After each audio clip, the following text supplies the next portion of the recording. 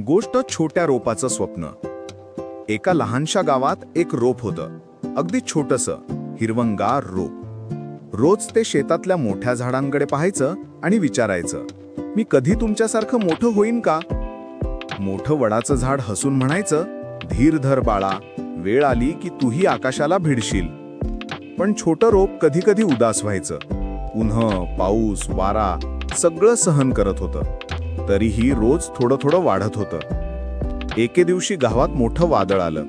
अनेक झाडांची पानं गळून पडली, काही फांद्या तुटल्या, पण ते छोटं रोप मात्र जमिनीला घट्ट धरून उभं राहिलं.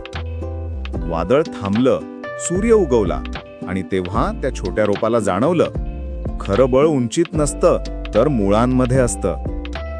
काळ गेला, रोप झाड झालं आणि एके दिवशी गावकरी त्याच्या सावलीत विसावले.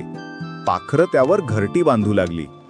आता ते झाड रोज सगळ्यांना सांगायचं, मोठा होण्यासाठी घाई करू नका, धीर धरला की स्वप्न नक्की पूर्ण होतात.